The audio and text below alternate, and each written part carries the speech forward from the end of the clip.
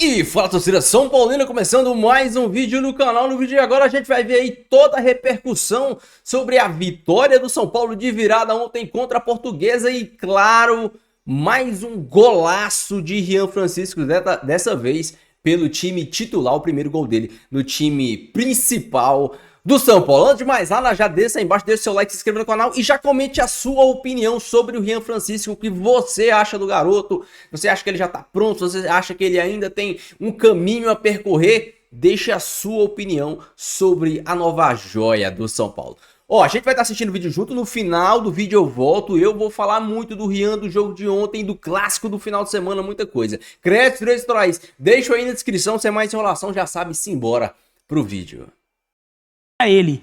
E ontem, no jogo contra a Portuguesa, a forma como ele finaliza ali, o jogo estava equilibrado, até mais para a Portuguesa fazer... Naquele momento, o São Paulo cria até mais chances de perigo ao longo do jogo. O Gustavo Henrique, zagueiro da Portuguesa, salva algumas em cima da linha, inclusive. Mas o segundo tempo, a Portuguesa até tem momentos de superioridade, e aqueles últimos 10 minutos de jogo, a Portuguesa está até um pouco melhor. E daí ele entra e tem a personalidade de fazer um gol da forma como bateu, com aquela frieza. O normal jogador daquilo mete um canudo porque ele está ansioso, vem a bola, eu vou chutar logo. Ele chuta, às vezes acerta, às vezes erra. Ele teve a personalidade de vislumbrar, virar o pé para colocar. Uma coisa que talvez ele tenha aprendido vendo no vídeo do Romário. Então eu gosto de um atacante brasileiro com esse tipo de marra, de personalidade, de... Não. Eu sou bom e eu assumo a responsabilidade do gol. Eu assumo a responsabilidade do gol. Olha o gol lá, Bira. Fala pra mim como que foi esse gol. Então, fala pra mim.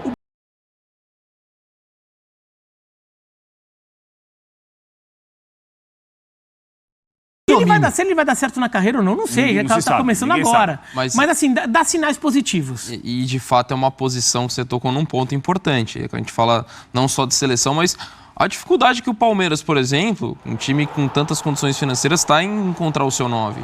Então, assim, camisa 9 é algo que tem tido uma carência, acho que no futebol brasileiro. E assim, eu concordo muito com o Zubeldia, acho que tem que ter todo o pé no chão. Claro, tem razão. Acho que tem que ter toda a cautela, ainda mais para lançar um garoto, ainda mais que ele está em... Assim, tem esse contexto de carência de camisa 9, é um menino que acabou de ser artilheiro da Copinha, que foi notícia por causa das cavadinhas, já poderia ter feito o primeiro gol contra o Botafogo, quando acertou uma bola na trave. É um garoto muito promissor e está aparecendo num clube grande e acho que num clube onde faz sentido ele ter oportunidades. Porque você tem o Caleri e o Zubeldia gosta muito de um cara de referência. Tem o André Silva e ele pode ser a terceira opção, ali ganhando minutos aos poucos e até merece mais chances no time principal. Eu acho que sim, mas tem que ser uma coisa muito cautelosa. E eu acho que o cenário com o Zubeldia, pelo discurso que ele tem, a necessidade que o São Paulo tem, mas sem aquela urgência de colocar o garoto e atribuir toda a responsabilidade, me parece um cenário bem interessante para ele ser lançado. Sobre isso, um toque sobre a declaração, o comentário do Zubeldia, né? Que daí o público que às vezes não está muito acostumado com o espanhol da Argentina ou o futebolês da Argentina pode ter ficado com algum ruído lá, né? Que ele fala, primeira divisão é difícil. Primeira divisão em espanhol da Argentina é o profissional. É isso. Então, o sub-20 é a segunda divisão. É isso aí. Depois você vai descendo categoria terceira, quarta, quinta divisão. Entendeu? Então, quando ele fala primeira divisão difícil, ele está querendo dizer, não é que jogar a Série A. Ele está falando, o time de cima, é o time principal, é difícil. O time da Copinha é a segunda divisão. Isso. Jogar a Copinha foi a segunda divisão, porque é o time imediatamente abaixo. Nosso segundo quadro aqui, né, que a gente fala. Exatamente, então só para ao mesmo tempo que tem o entusiasmo com o jovem jogador e, por exemplo, já tem gente perguntando, pô, será que pode fazer sombra para o Caleri e tal? Eu acho legal ter essa cautela do técnico, porque eu imagino que eles analisam a parte, não só a parte técnica. A parte técnica a gente está vendo que o menino tem potencial, mas o mental. Porque exatamente um garoto de 17, 18, 19 anos tem muita coisa acontecendo na cabeça, pode deslumbrar, o assédio vai aumentar muito mais. E ele tem que estar preparado para o momento bom, quando ele faz um gol maravilhoso de cavadinha ou um belo gol que garante uma vitória como ontem. E ele tem que estar preparado também para quando ele perder um gol, que mesmo sendo bom vai perder. E vai cair o mundo em cima, e vão vir as críticas. Então eu acho legal o técnico ter essa cautela, porque ele analisa, mentalmente, está preparado para tudo que vai vir? pro assédio que vai vir, o dinheiro que vem, assim, de uma hora para outra, um dinheirão, e carros, e assédio, e noite. Ele tem que estar preparado, tem que ter uma base familiar, ajuda do clube, muitas vezes psicólogo, acompanhamento. Claro. Porque é muita coisa. E quem não teve 17, quem não sabe o que passa na cabeça de um garoto 17, 18 anos, tem que ir com calma. Mas se tiver pronto, põe pra jogar. Entendi, deu pra entender, deu. Deu pra entender, deu. Falei um monte pra depois. E o Zubeldia ontem, né, até por esse começo de ano do São Paulo estreou no Paulista depois dos outros, né, São Paulo estava nos Estados Unidos, aí estreou com um time até mais desfigurado do que o time de ontem, né, porque era quase metade do time da Copinha foi para Ribeirão Preto para aquela estreia contra o Botafogo, aí jogou o time principal contra Guarani e Corinthians, ontem um time bem mais mesclado para jogar com o time inteiro sábado contra o Santos na Vila. Mas o Zubeldia já ganhou aí, ou pelo menos logo de cara, nos primeiros sintomas, já ganha boas opções, o time campeão na Copa São Paulo. Né, o Ferreira fez uma boa Copa São Paulo, jogador pela direita, o Rian Francisco tem chamado muito a atenção. O Zubeldia gostou muito do Hugo, volante, que também jogou em Ribeirão Preto. O Negruti já há algum tempo fica entre o profissional e a base também. São Paulo começa a colocar jogadores que vão bem na base e rapidamente estão no profissional. E o São Paulo tem essa coisa que você falou, Abel, o craque que o São Paulo faz em casa. O São Paulo tem uma tradição de base claro que tem. muito longa, já de muito tempo. E o São Paulo sempre usou muito bem essa questão de ter uma base forte para ter o expressinho, lembra? Isso. O São Paulo ganhou uma Copa Comebol jogando ela inteira com o expressinho. Isso aí. O expressinho do São Paulo naquela Copa Comebol tinha o Rogério Ceni, tinha KT, tinha Caio Ribeiro, né, comentarista hoje, tinha Toninho, ponta esquerda. Toninho, quem mais tinha? O Juninho Paulista. O Juninho Paulista chegou a jogar alguns jogos naquele. Ele estava no meio do caminho. Técnico? Muricy Era o Telê no time principal. É isso aí. E o Expressinho, Muricy. Chegou a ter um jogo, o São Paulo jogou 2 jogos no mesmo dia, inclusive, né? Um com o principal e um com o Expressinho. Exato. Os 2 jogos rodada dupla no Morumbi, o Juninho Paulista jogou os 2. A formação do tricolor, de tanta gente. De Lucas, de Kaká, de Pablo Maia, de Violinha, de Casemiro, de Rogério Ceni. Violinha, tricolor, Violinha tem o Violinha é torcedor, não é, querida? Ele é cria da torcida. Mas vale, falou que conta. Pô. A gente já tá saindo do São Paulo? Do tema no programa? Não. Só do Rian primeiro, depois a gente fala do processo da base, não aproveita a base errado, vende mal, isso é uma outra história. O Rian, ele tem hoje, no São Paulo, um centroavante titular, né, olhando numa concorrência, digamos assim, um centroavante titular que é o capitão do time que vive um jejum de gols, um centroavante reserva também canhoto, interessante, não é nada fenomenal, mas que ajuda, fez um gol bonito de pênalti, faz gols, o André Silva, e tem um outro, concorrente que é canhoto também e que não seria o cara da posição do Rian, mas ontem, como colocou o Zubeldia, Caleri e Rian juntos, dá para falar também que o Rian concorre com o Luciano, inclusive, canhoto e de definição. Ontem o Rian foi Luciano, ele não foi Caleri. A entrada do Caleri antes serve muitas vezes e pode ajudar o Rian no começo para limpar a área para o Rian. E foi isso que aconteceu, o Caleri limpa a área para qualquer jogador, para o Lucas, para o Luciano, vão os 2 zagueiros, o Caleri espana os 2 zagueiros, é a jogada. O Caleri tira os 2 zagueiros da jogada e o Rian pode entrar livre para fazer o gol. Então o Rian pode ser substituto do Luciano, substituto do Caleri, jogar com um ou com o outro. Ser uma alternativa muito interessante e com o potencial que ele tem e agora o respaldo que ele tem, furar a fila. Os outros são os outros, Tironi. Né? Assim como são os outros, o Naves, o Vanderlan, o Fabinho, qualquer outros que foram vendidos, mesmo o Luiz Guilherme, são os outros. A gente está falando de uma distinção que é normal. Quando o São Paulo foi campeão da Copinha com o Lucas, Casemiro, etc., subiu um monte de gente. O Lucas Gaúcho, lembra que ele também fez gol de calcanhar no profissional, gol de calcanhar no Brasileirão. Chegar, se firmar, ganhar espaço, ser vendido para a Europa por sei quantos milhões, é para poucos. E ele dá esse indício. Os demais, eles vão poder compor o time.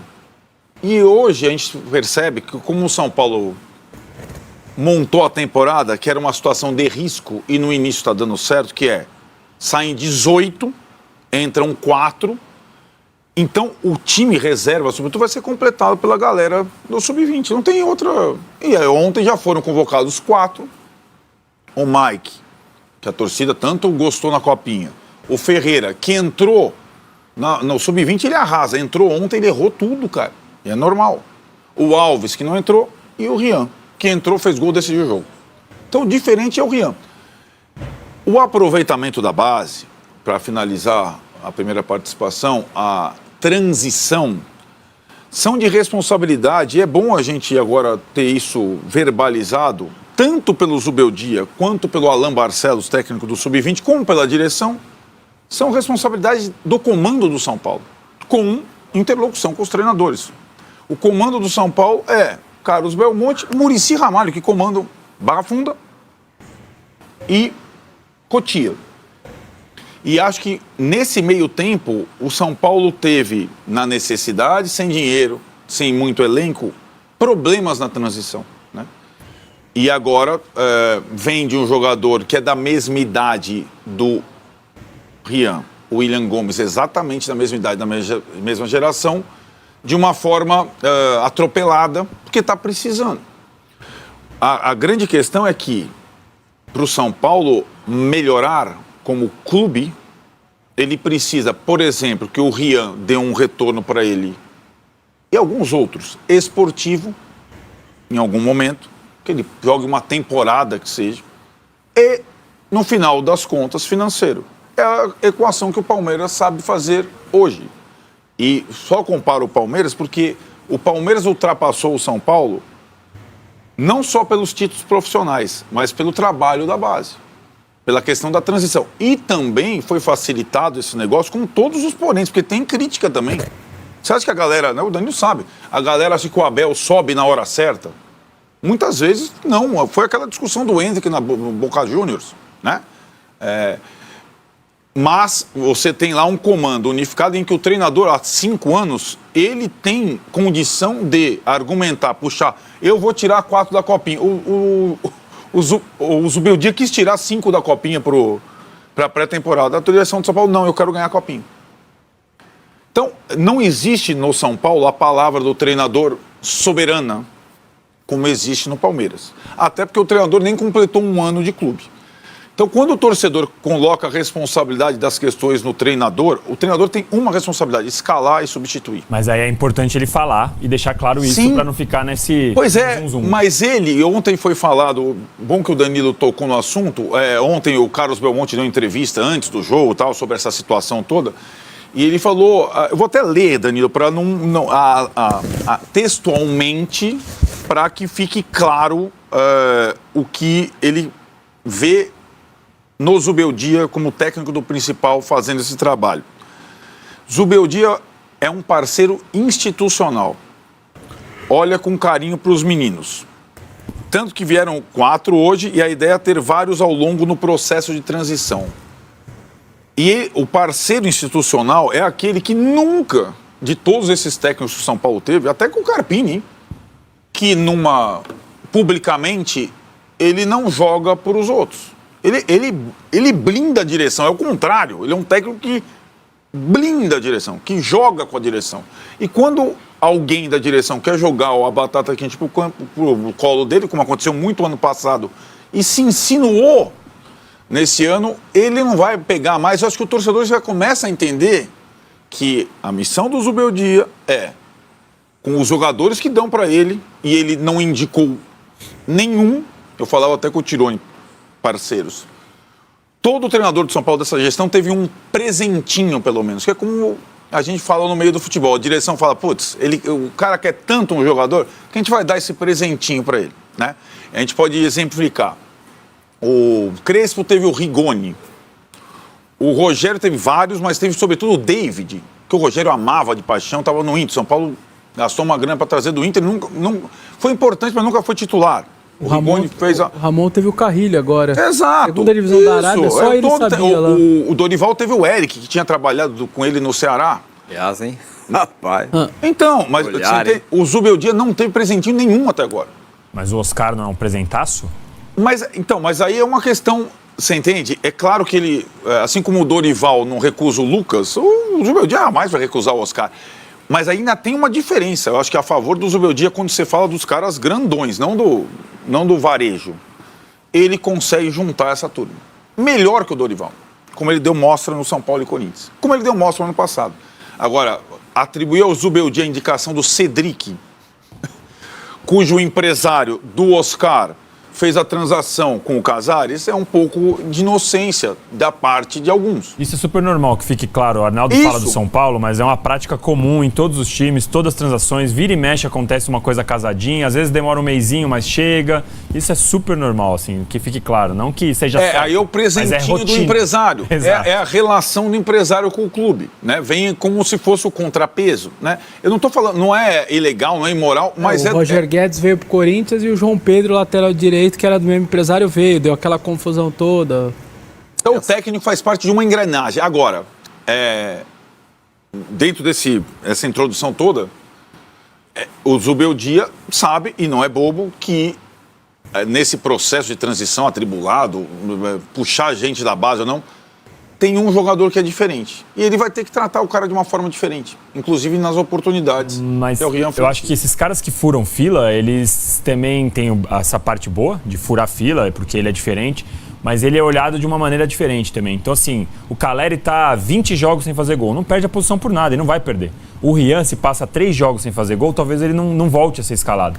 Então eu acho que a mesma medida que o cara tem esse benefício de pular fila, ele também é muito cobrado por cima disso, como aconteceu com o Endrick, exatamente. O Abel deu 10 jogos para ele no Paulista, perdeu aquela temporada que foi tão discutido o Endrick ser titular ou não no Boca, foi porque antes, no Paulista, inclusive, o Endrick ficou 10 jogos que às vezes ele escorregava, ele não conseguia andar. Perfeito. E a gente sabe o que é o Endrick hoje e tal. A nossa memória é perfeito, porque o Abel... A base é assim, né? O outro exemplo é o Rodriguinho. Não jogou nada contra o Botafogo, é bagre, vai fazer o Enem, não serve, é filho do conselheiro. Ontem jogou bem.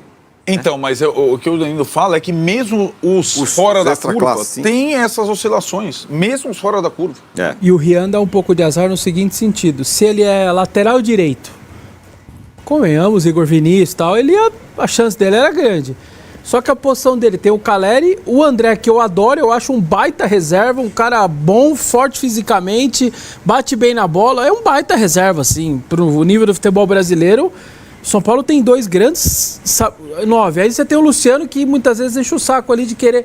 Não é fácil a vida dele também. Ele deu azar nesse sentido de ter uma posição... Só que o André é o tipo de cara que é ótimo reserva, se vira titular, a torcida não engole. André, sim, é isso mesmo. E na verdade, uma sorte e um azar, né? Porque o cara também... Tem os dois lados da coisa. O Rian é um cara que joga numa posição que tem muito pouca gente. Então, quando aparece um cara bom, aparece um cara bom. E ao mesmo tempo, ele não precisa ser colocado na fogueira o tempo inteiro. Quando tem um Palmeiras e São Paulo e Corinthians, um mata-mata, o Zubeldia pode colocar o Calleri tranquilamente, que se precisar colocar o Rian depois ali por 30 minutos e o Rian não resolver, ele não vai já ser, esse daqui não serve, não aguentou a pressão, esquece, tem esse ponto também. A gente tem uma enquete aqui no nosso YouTube e a pergunta é: Rian Francisco pode ser titular do São Paulo, sim ou não? É a pergunta que está aqui. Já tem muitos votos, por enquanto, sim, 66%, não, 34%. É isso. Continuem votando. Mas os 66% eu pergunto, vocês tiram quem? Então... Essa é a outra pergunta. Hoje o cara tiraria o Calleri. Hoje eu acho que o termômetro tiraria o Calleri. Tiraria o Calleri. Porque o ano passado seria o Luciano, esse ano... Lucas. Um detalhe, né? A mais, né? Não, o Lucas acho que não. Claro que não. Os caras acho que não, nesse momento. O São Paulo já está jogando de uma forma diferente em relação ao ano passado. Menos ponta e mais jogo pelo centro. Quem vai se dar mal são os pontos. Aliás, Ferreirinha, eles contribuíram. Acho que até uma saída boa, né? Contribuíram bastante para se dar mal. Agora o São Paulo tem fartura, inclusive com o Rian por dentro. Claro, por Ontem dentro. o Ferreirinha teve a chance de mostrar e não mostrou. Não, ontem para quem gosta de ponta, foi um tiro no coração, né? Porque tanto o Eric quanto o Ferreirinha, meu pai do céu... O Eric foi bem mal. O Ferreirinha foi mal, pelo menos tem essa bola na trave que a gente viu agora. Agora o Eric... Não, o Ferreirinha tem a bola na trave que era a chance de redenção dele, que ele tava jogando mal, ele recebe uma bola dessa... Mas é o que diferencia ele do Eric, que eu quero dizer assim. Eu vejo mais de maneira negativa a bola na trave do que positiva. Porque às vezes o cara não joga nada e faz o gol e fala, tá vendo? Uma bola, o cara... Não. Ele teve a bola, ele teve o gol da vitória e quem fez foi o Rian Francisco, que entrou no lugar dele. Ficou lá bravinho, ele vai ficar bravinho. Ele Acho que ele ficou bravo com ele mesmo. Eu também acho. Não é possível que ele tá ficando bravo. Não, seria loucura. Eu acho que ele tá sabendo, ele tá vendo a coisa. Ele né? viu. Ele viu o time titular no domingo e outro viu... sistema, já tô me ferrando. Aí veio o moleque, falei, e agora que eu tô me ferrando? Aí aquilo vai subindo. A única coisa que eu tenho dúvida do Rian, na verdade, são duas. A partir de agora, ele não é mais só o menino da base. Vocês estão, a prova é disso, nós estamos há 20 minutos falando do moleque. Como os adversários já vão tratá-lo de maneira diferente. Ele não é o menino entrando... o Rian Francisco entrou. Ô, zagueirada, é o Rian Francisco, não é mais o menino da base. Sim. Pra mim tá claro, ainda mais depois desse jogo da Portuguesa, Série A1 e tal. E a outra é o jeito, eu não conheço a personalidade dele, eu nunca vi ninguém que conhece ele, como é esse garoto. Porque é aquela coisa, garoto é garoto, eles vem de tudo. Do menino que é tímido, do folgado, do que não quer nada com nada, do baladeiro, tem de tudo. Então eu não sei qual é a personalidade dele, depois desse holofote todo, se o pai fica em cima, se a mãe... isso que a gente sempre tem essa dúvida. É outra questão desses caras da base. São uma caixa lá que você pode sair de dentro, pode ser qualquer coisa. Isso. O cara pode ser um moleque excelente, pode ser um moleque que vai se deslumbrar, é muito Tem difícil. uma questão tem até 18 social anos. também, que eu vi no Patrick de Paula, por exemplo, que é o cara que estava há 3 meses precisando de dinheiro para comer arroz e feijão e de repente tem todos os carros, todas as mulheres, todas as festas à disposição. É muito complexo. Não sabe como reage. A minha dúvida em relação ao São Paulo e até ia fazer essa pergunta, porque a gente tem toda essa questão que o Arnaldo falou, eu acho perfeita a relação do desenvolvimento do jogador, de como ele vai entrar e tal, da questão campo-bola. Só que tem a parte de fora, que aí eu vi uma discussão dessa entre São Paulinos com a venda do William agora. Foi pouco, foi muito, foi tal.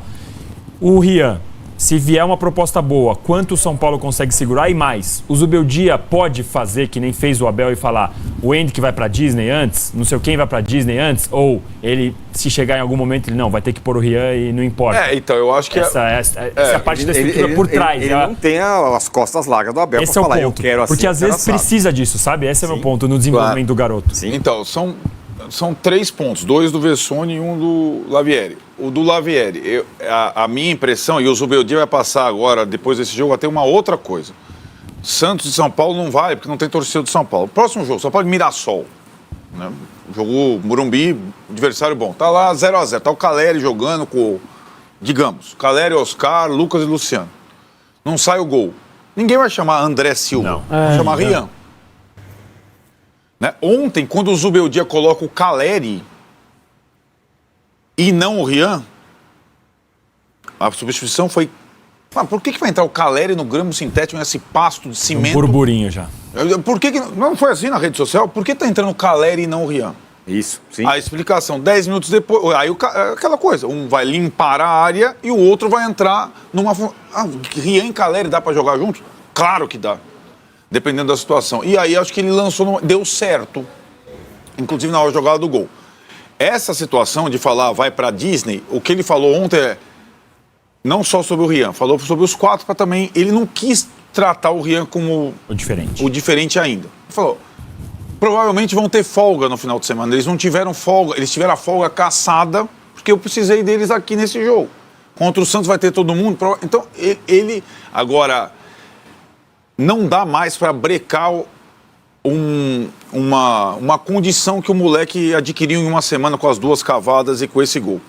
O detalhe, aí volta para o primeiro ponto do Vessone. Como é que ele vai ser encarado daqui para frente? Ele teve 2 questões interessantes nessa semana que passou. O jogo contra o Botafogo Ribeirão foi a estreia dele no profissional. Ele começou jogando. Né? O zagueiro do Botafogo era o Edson. Para quem não conhece, jogou no Bahia, no Fluminense, ele bate até na mãe. Bateu no moleque o tempo todo. Aí teve o choque de cabeça dos 2. O Edson sai grog e o Rian fica lá com... Mas fica. Dia seguinte, ele foi jogar contra o Criciúma. O Criciúma puxou o zagueiro do profissional, que ainda tinha idade, para jogar as quartas da Copinha. O cara... E o Rian não conseguia andar em campo, tinha jogado em Ribeirão. O cara arrebentou ele o jogo inteiro. Fal.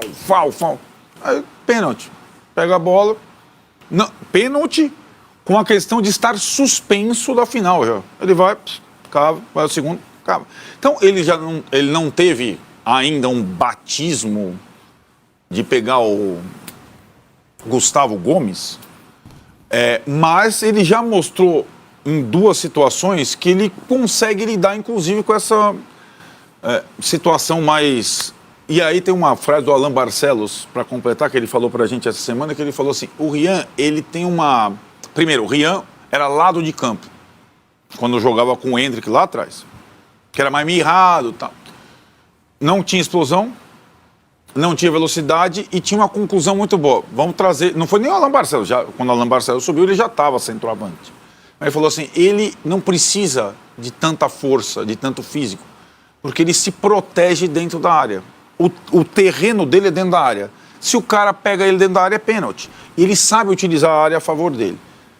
E aí o último ponto do Vessone ele é tipo o circo familiar é tipo o Hendrick. Os pais são colados, e a carreira dele é administrada por um ex-jogador que teve sucesso na carreira.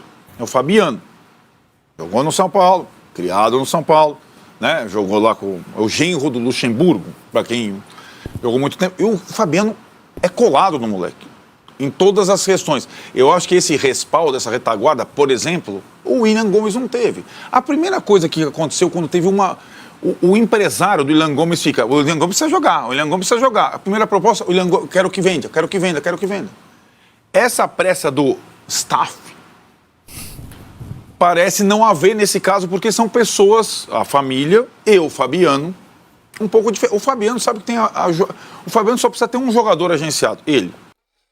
Meus amigos, meu amigo São Paulino, que jogo interessante. Ontem serviu para a gente ter uma ideia e analisar alguns reservas. Por exemplo, o Eric não vem aproveitando as oportunidades. O Marcos Antônio fez um bom jogo para mim, eu acho que um dos destaques da partida de ontem. O André Silva, que demonstra que quando a gente precisar, a gente pode contar com ele, apesar dele ter características diferentes das características do Calleri, mas principalmente que o Rian Francisco é um menino diferente, né? O Rian Francisco, e assim, talvez muita gente não concorde, mas pra mim, o Rian Francisco, tecnicamente, ele é melhor que o Hendrick.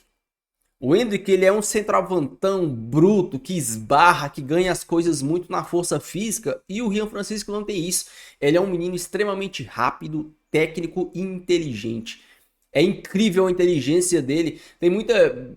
Quem entende de futebol, quem joga futebol, sabe que quando você tá ali naquela última linha, se você correr reto, você entra em impedimento. Então, o que acontece é que bons jogadores, eles correm em diagonal, para correrem na linha, para quando o passe vier, ele correr verticalmente, atacando a linha do gol. E o gol do Rian Francisco é exatamente isso, né? Ele corre assim, em diagonal, vendo a linha, quando a bola sai, ele ataca. É um menino extremamente inteligente. Para mim, por mais que o Hendrick possa virar um grande gênio, que eu nem acho que vai virar assim lá no Real Madrid, lá ele é bem mais ou menos, é um menino trombador, não tem nada, eu não vejo nada demais no Hendrick. O Rian Francisco é um menino que para mim tem potencial para ser um dos melhores atacantes do futebol brasileiro. Ele não tem características de um centroavantão, ele tem características de um segundo atacante, de um falso 9, mais ou menos como o Gabriel Jesus joga, né? Mais ou menos ali, talvez com características parecidas com a do Luciano, um cara mais móvel, que se movimenta. Ele não tem o porte físico e a altura para ser um centroavantão. Isso pode mudar com o decorrer da carreira dele, ele pode ficar mais forte e tal, pode, mas eu acho que ele vai ser um excelente atacante, um menino muito inteligente, um menino muito acima da média, muito tranquilo, muito gelado. É alguém que o Zubeldia já disse, vai ter que ter um planejamento e um cuidado, porque se o Zubeldia começar a colocar esse moleque pra jogar, vai dar 3 meses, vai vir um time gringo oferecer uma bala. E o pior, que o São Paulo tá numa pindaíba tão grande, que é perigoso o São Paulo vender ele por um valor que ele não vale. Por um valor menor do que ele vale. Sabe? Porque um moleque desse... O que tá aparecendo é que ele vai ser uma das maiores vendas do São Paulo. Pelo que ele tá fazendo agora. pelo potencial que a gente tá vendo dele. Aí chega o São Paulo nessa pindaíba, chega um time que oferece 40%, o São Paulo pega. Então eu espero que o Júlio Casares não cometa essa burrada de chegar uma proposta e vender. Para mim, ele tem que ser vendido acima, mas bem acima dos 100 milhões de reais. É o mínimo mesmo para um moleque desse. Pelo que, e assim, quanto mais tempo ele ficar no time do São Paulo, mais ele se valoriza. A não ser que aconteça com ele o que aconteceu com o Pablo Maia, que acabou se lesionando e perdeu o time na venda. Quanto mais tempo ele ficar no time do São Paulo, mais ele se valoriza. Isso aconteceu com o Beraldo. O Beraldo recebeu proposta no meio do ano, o Júlio Casares segurou, chegou no final do ano, ele foi vendido por um valor maior. Então isso é o que eu acho que deve acontecer com o Juan Francisco. O Zubeldia tem que ter cuidado, um moleque desse, ele pode ter a cabeça boa, mas um jogo mal desestabiliza. É um menino diferente. Nós estamos diante de, com certeza, um dos melhores atacantes das próximas gerações do futebol brasileiro. Então, que bom que tá na base do São Paulo, né? Deixa a sua opinião, deixa o seu comentário. Não esqueça de deixar o seu like e se inscrever no canal, beleza? Fique com Deus, até o próximo vídeo. E valeu!